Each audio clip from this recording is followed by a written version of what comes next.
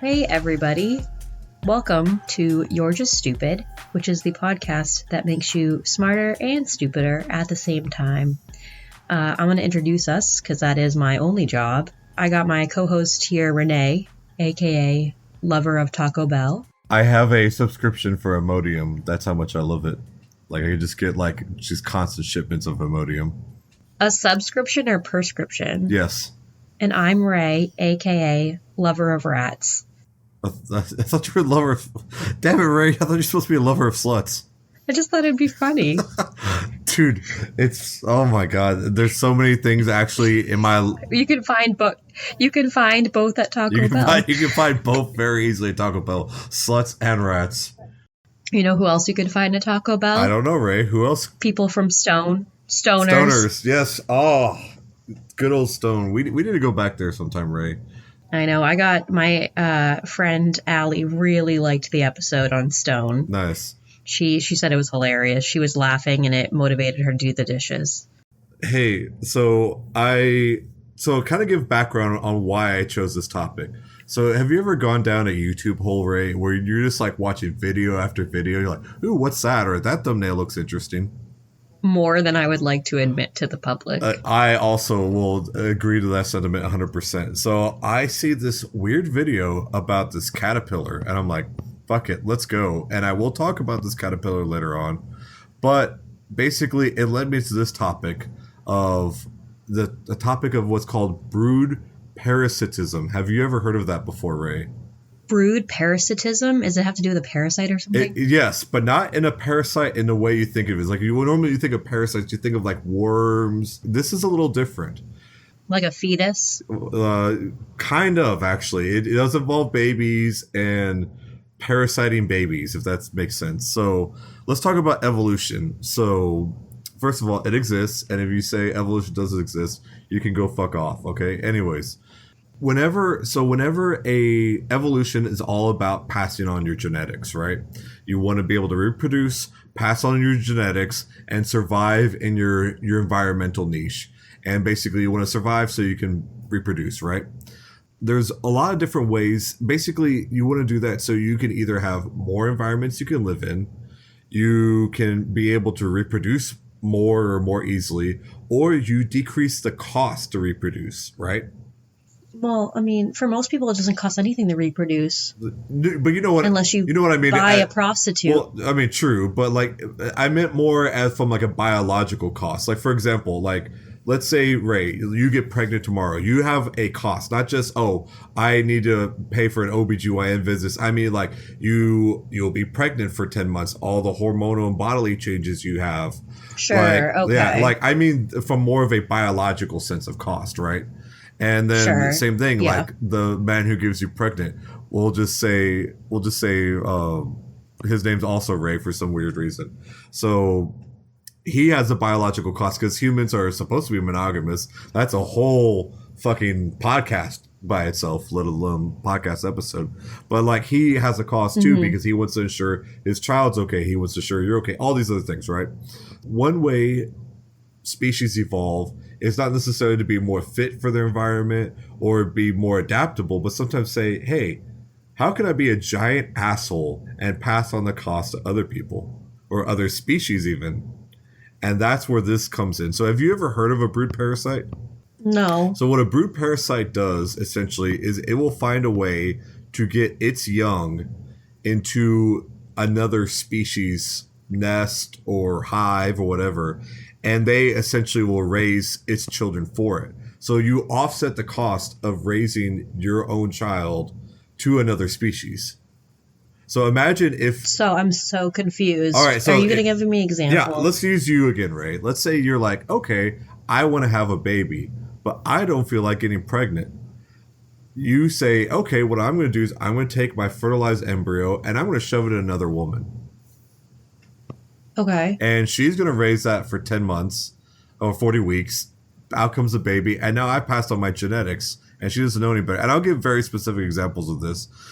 Basically, what brood parasitism does is it shifts the cost of this investment from the parasite parents to the host parents. And I'm going to give a big example. So you said another species, though. Yeah, another species. You gave the example of like me doing it to another human. So like so the better example would be like me shoving my egg up a dog. A dog or a chimpanzee or a porcupine. Yeah, there we go.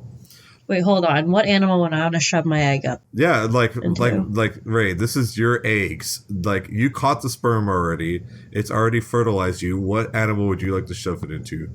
Probably like a shark. So I want to give an example. Have you heard of the cuckoo bird, right? You've heard of a cuckoo clock, right? Yeah. That's what cuckoos do. That's what they're actually known for. So what they do is there's all sorts of cuckoo species that they will straight up lay eggs in other birds' nests, take off, and then try to basically have the other species raise their baby. So they just like pawn their eggs off on another type of bird. Yeah, like literally, like if you like go get on your phone, guys, type in like cuckoo egg or cuckoo nest or cuckoo brood parasite, and you'll be like looking at it and you'll be like, oh wow, like the cuckoo, like you'll see like 4 or 5 like blue eggs and then this like green egg that's like bigger, and you're like, that's a cuckoo egg. That's not like the original sparrow eggs or the other host species eggs. So are they just doing that so they can go off and like party and live their life without having the responsibility of pretty being much, a parent? yeah, because the idea is that now the cuckoo is not having to have a bird sit on a nest and guard a nest, or the cuckoo's not having to feed this baby when it's young, because then the baby hatches and gets sprung, and then they're trying to feed all their children. Well, they don't realize that instead of having to sit there and catch food or sit there and raise a nest and do all these other things that is the cost of this, they can go back to fucking and making more eggs and putting them in other host nests and doing whatever they want. And this is just a thing as an advantage for like a biological standpoint, like spreading your exactly, because the idea of this is that the cuckoo, because there's always a cost to reproducing. Like I said, if a human woman gets pregnant, obviously she's going to experience she's going to be pregnant for 40 weeks and all the symptoms of that, the actual cost of raising a child, having to take care, like a woman goes from being able, like you're thinking of even ancient human society, a woman goes from being like a hunter-gatherer and like being able to like go out and gather fruit or go out and hunt with the men, to now she has to sit here and raise this child and nurse this child and protect this child who's going to be weak and defenseless for years and years and years. Same thing for the cuckoo. It doesn't have to raise a brand new bird or worry about it. Can it fly? Can it hatch? Can I feed it? Do I have to find food for this baby? No, they can just go back to living their lives or making more eggs and passing on that to a host species. What makes that other bird that receives the cuckoo egg, what makes them actually take care of this kid? That's a good point. I'll jump to that point right now. So there's actually a really, really fucking cool term called the evolutionary arms race. So basically, it's basically when you have competing genes that are competing against each other, right? So you have one set of genes that express one phenotype, one set of behaviors, and a counter adaptation or counter set of genes that have another one. For example, you could have one species that starts developing this idea, right? Then you have another species that starts trying to recognize, hey, that's an invader egg. Fuck that egg. I'm going to throw that shit out. And finding that's what I would do. Yeah, exactly. So, but the thing is, these species are constantly in like a genetic arms race to each other. So, for example, I'll give you a specific example. One species that the cuckoo's parasite is called the great reed warbler. One thing that cuckoos do is the reed warblers will like try to identify eggs that aren't theirs and break them, like peck them open or even throw them off. So what cuckoos will do is their eggshell is thicker. They're harder to break. So if they're like, oh, there's an intruder here, they'll be like, oh, okay, I can't break this one. It must be something else, and maybe break their own eggs. Oh, Jesus. So that actually happens where they'll be like, oh, let's test him out and see. The other thing too is that because the eggshell's thicker, even incidentally, if the mother is just sitting on an egg and an egg breaks, it's less likely to be a thicker shelled egg, right? That's true. Which eggshell's thicker, the cuckoo or the reed warbler? The cuckoo. Why couldn't the birds just roll it off the nest and it falls and cracks? I mean, obviously they can do that. And there's actually been documented examples of like host bird species doing that, but like doing it for all the eggs and just starting over again. Like, okay, we don't know which egg is ours, which one's fuck it. We're just clean slate it.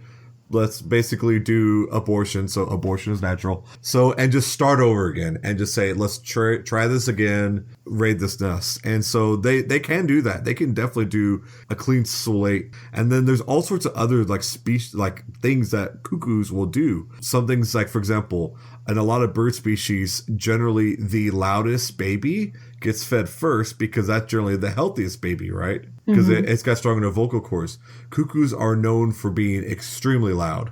I do have to say, I definitely know humans that do this, that like to reproduce, and then they just pawn their kids off on the grandparents or on other people, and they just keep having kids so they can potty and do meth.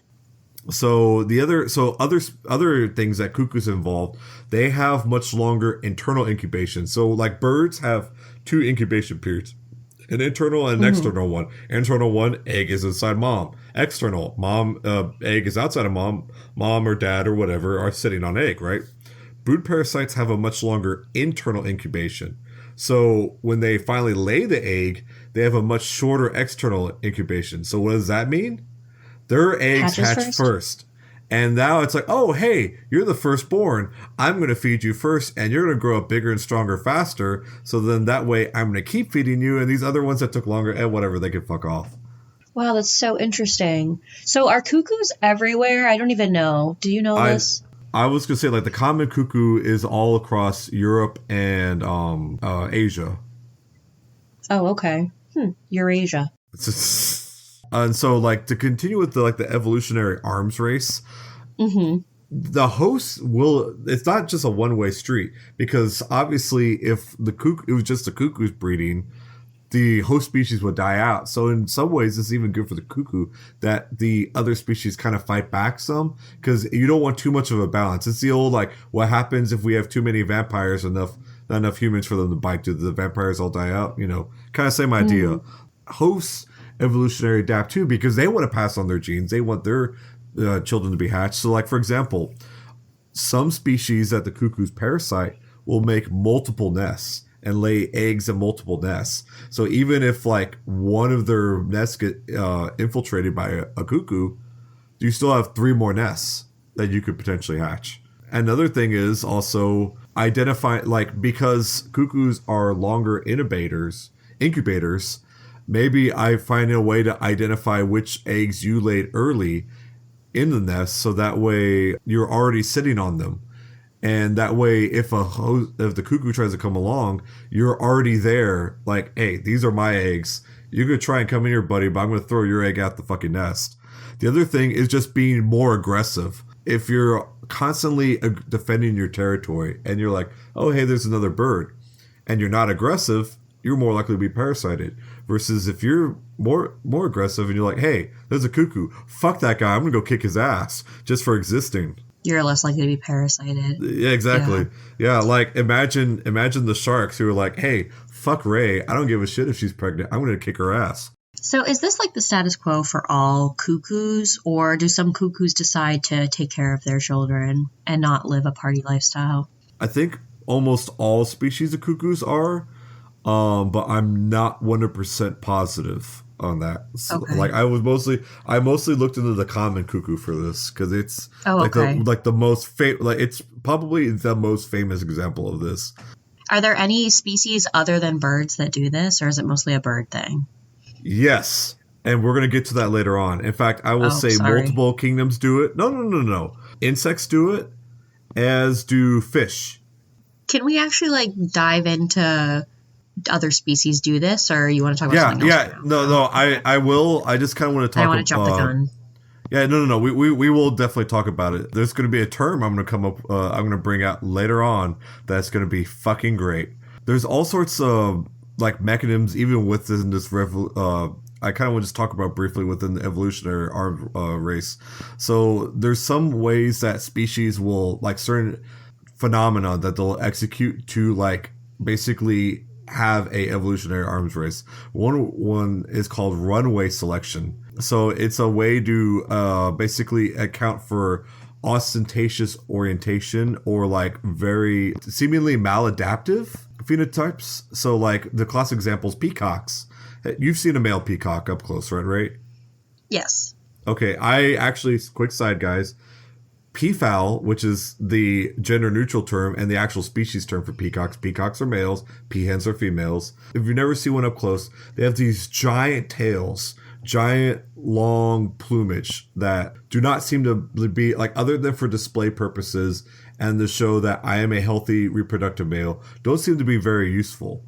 But the reason why they exist is because they lead to reproduction. So like some bird species will come up with like all these like weird like colors on their eggs and stuff like that, and they like really bright attractive colors, and they don't seem that useful. But you know why they are useful? Because they lead to not only reproduction, but they don't look anything like a cuckoo egg. All right, so that way people can't use the brute parasitism. Exactly, yeah. Exactly. And another just overall hypothesis for this evolutionary adaptation, I'll include this podcast because I thought it was fucking cool. It's called the Red Queen hypothesis, and this is from Alice in the Looking Glass, that Red Queen. Basically, that species must constantly adapt, evolve, and proliferate in order to survive against other opposing species. And that's why other species are constantly evolving and adapting to the cuckoo, because the cuckoo is trying to basically counter it and proliferate its own children. Mimicry and defense always co-evolve. And if you want to be a successful parasite, your best way of doing it is not singling it on a single host, but making your evolutionary adaptations most useful against multiple hosts. So like the idea of a thicker eggshell or a shorter external incubation rather than maybe trying to perfectly mimic a host egg, because yeah, that might work for the reed warbler, but it won't work for like the sparrowhead or a meadow pipit. You know, just will work against other species. It definitely will not work for the crocodile, correct? Like I would love to see a cuckoo try to brood parasite a crocodile. And you see, like, the crocodile loves it and raises it its own. Oh, that'd be really sweet. There's definitely all sorts of extreme defenses a host can do. Just wanted to throw some of these out there, including, as Ray said earlier, physically throwing the egg out of the nest, abandoning the nest completely, like we talked about earlier, or even building a second nest on top of the parasite egg, so that way you basically smash it. I like that one. That's a good one. I'm going to build a whole new house on top of my old shitty house because it's filled with parasites. It's like when people like spill something on the floor and they just like cover it up with like a chair. Exactly. It's like, oh yeah, we can't see it anymore. Let's cover it up with this rug. It really ties the room together. So to give an particular example, the Western Bonelli warbler has been evolved that if an egg is too small, it'll throw it out because it's either a weak egg or a different species. And if the eggs are too large, it's probably another species and will just abandon the nest altogether because the egg's too heavy to throw out. Don't you think that the birds, I mean, I guess they don't know how to count, but wouldn't they, wouldn't they like know how many eggs they actually laid? I was wondering that. I didn't really come up with a lot. I don't know. Maybe birds are just stupid. Well, with the exception of ravens and crows. Those fuckers are smart. You notice how I did talk about them like parasiting ravens or crows. I'm pretty sure they do the exact opposite. Like avoid those shit. Oh, another fun fact. Remember how I told you that cuckoo birds tend to be, the babies tend to be larger and more vocal? Another thing that some brood parasites, this is actually called the cowbird, which is another type of brood parasite, is actually not only bigger, but also more aggressive. So it will kill its nest mates if food intake is low. Oh my god, so it not only will like hound in on this other species in the family, they'll kill them? Yeah, no, like nature is metal. If you think nature is sweet and beautiful, fucking read about pelican babe, what pelicans do with their young. Quick aside, as a this pelicans always lay two eggs. The first one that hatches tend to be larger and more vocal.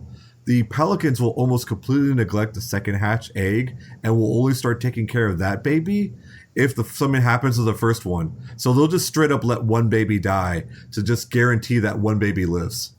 And if something really happens fucked up. accidentally, then they start taking care of the second baby. Yeah, pelicans are assholes, in case you didn't know that. In fact, birds are assholes in general. Fuck birds. So another reason why I think it'd be easier for fish to get away with this whole brute parasitism, they lay like thousands of eggs, right? So Yeah, it'd be yeah. way easier to just like sneak it in or like put it in a pile of the egg mush and no one will notice, right? All right. Yeah. Here, you know what? Let's talk briefly about fish. We'll go to that side since Ray's talking I'm about sorry, it. I got bored of birds. Oh, well, I'm sorry. This is going to be a mostly bird episode. I apologize. So, interesting enough, so there is a catfish from Lake Tanganyika that basically parasites another fish called the cichlid fish. Basically, what it does is that the cichlid actually raises its babies in its mouth, the eggs, before they hatch, right? So the catfish, what it does, it will quickly lay its eggs when, like, the mother lay them in there, and it will, then the cichlid will eat both, right? Or not eat both, but, like, hold both in its mouth until they hatch, right? Wait, hold on. You explained that really confusingly. How did they get it in its mouth? I'm confused. So the cichlid already does that. It basically its nest is within its own mouth. So it lays the eggs and scoops it up. So what the catfish does, it kind of sneaks in while they're laying the eggs and like squirts out its own eggs, because let's make this episode as gross as possible. So that way the catfish eggs are raised there. Because nature is metal, what do the catfish eggs do? Kills all the other eggs. Basically, they hatch first, and then apparently catfish babies' favorite food is cichlid fish eggs. That is an evolutionary win for the catfish. It really is. It's the moshokoid catfish of Lake Tanganyika. Where is that at? Sounds like an Asian. I was gonna say it sounds like African. I honestly didn't look it up because I was like I need to do my research and find at least one fish that does this, because if I don't, Ray will yell at me. I am right. Lake Tanganyika is an African Great Lake, and it is shared between Tanzania, the Democratic Republic of Congo, which, guys, by the way, guys, is not very democratic, Burundi, and Zambia. So I just wanted to throw out these two hypotheses that scientists have used to say, like, overall frame how these parasite strategies work, because I love the name of the first one. The first one's called the mafia hypothesis. Continue. So think about this. So if you are a parasite, you probably after a while are getting frustrated if you're not, your eggs aren't hatching. They're getting thrown out. They're getting crushed. They're getting broken. The babies aren't getting fed, right? So let's use the example of the great spotted cuckoo egg to say this hypothesis. So it lays its eggs in the European magpie's nest, right? So what it does is after it lays its eggs, it goes about and it starts visiting the nest, kind of keeping an eye on it. Experimenters have even seen, like, hey, what happens if we remove the nest for the great spotted cuckoo and just get rid of that nest? And so there's only European magpie eggs, right, laying around. And when they did that, the great spotted cuckoo just went apeshit and would destroy every European magpie nest. So basically so the mafia hypothesis is like, oh, hey, that's a real nice nest to have there. Be a shame something didn't happen to it. So they literally are like mafia and like will intimidate the magpies, like, no, you're raising my eggs or else I will destroy your nest and kill all your babies. That is crazy. The mafia hypothesis is fucking dope, dude. And like, it's effective. Exactly. Another hypothesis is called the similarity hypothesis. The common cuckoo does this. And what it does is it actually will scout out multiple hosts and like look around before it lays its eggs and like study and like check them out and be like, oh, my eggs are blue, but that one it lays red eggs. Okay, that probably won't work so well. Or those eggs are like really like a weird shape compared to mine. And they purposely will choose out nests that have the most similar eggs to their own to lay it in. So like really stealthy. So they do like recon essentially. They're that makes like sense, yeah. yeah. So it's called a similarity hypothesis because they want the most similar eggs. Right, because obviously if you lay your egg that's giant and blue in a tiny white speckled egg nest, the bird is going to know, even though birds are stupid. Exactly. Birds are very stupid. Thus why we named the podcast You're Just Stupid, because Ray's a giant bird. I want to talk about specific species and strategies.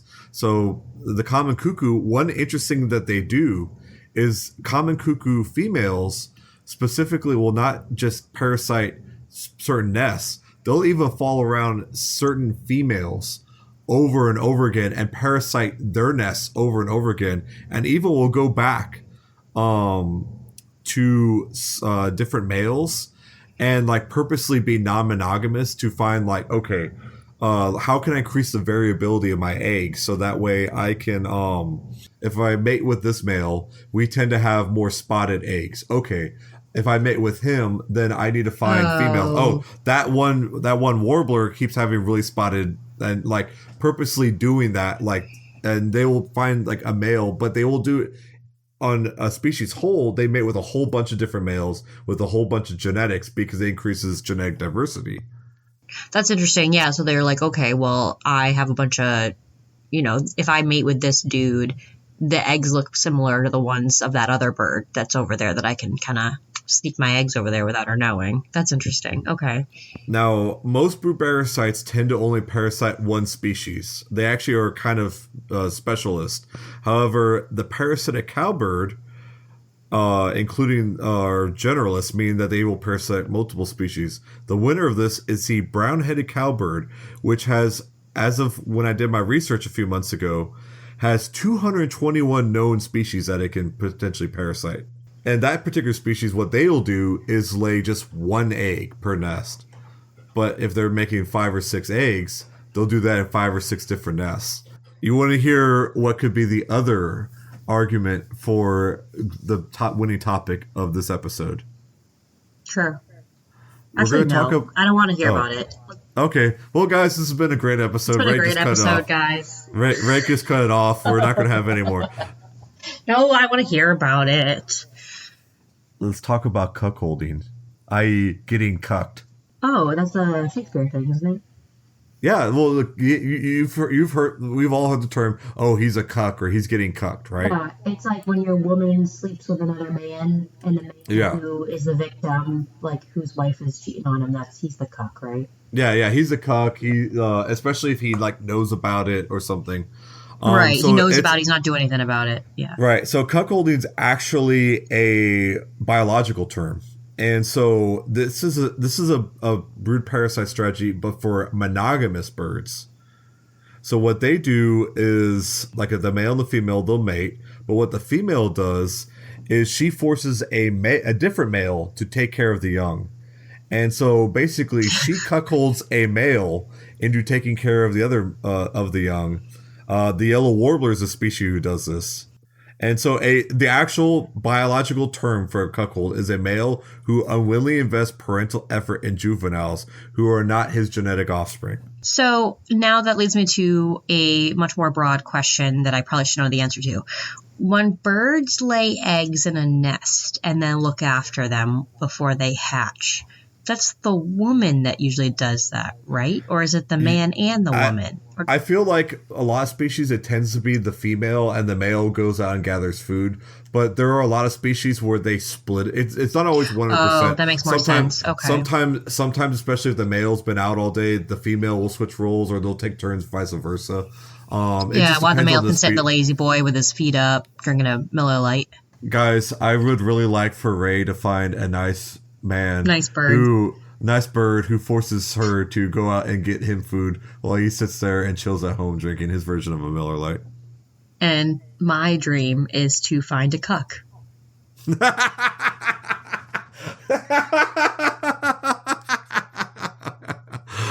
So the last one I'll talk about is insects. Now, insect brood parasitism is rare. It seems to be most seen in birds, but I do want to talk about two species. The first one is called the cuckoo bumblebee, and it's named that because of brood parasitism. Okay. The cuckoo bumblebee does is it invades another bee species nest, kills the queen of that nest, takes over the nest, and then uses all the fucking soldiers and worker bees to feed her and her eggs. What a bitch.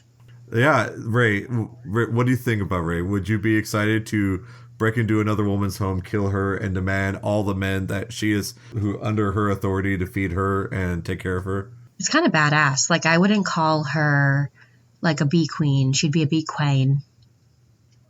So sorry that I said that. Oh my God, Yas Queen slayed because she actually killed another queen. There we go. That's where the term slay queen came from. That's exactly where the term came from. If anyone says And it you has can ask any drag queens and they will agree. And then last but not least is the British blue caterpillar, the British blue mountain caterpillar. And this is the video I watched. There's a really, really cool video. It's like about 3-4 minutes long. You can look it up on YouTube.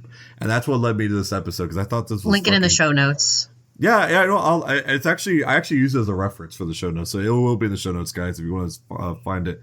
But I thought this was really, really cool. So what the blue mountain caterpillar does is that it actually parasites not only a different species, but like a completely different type of animal.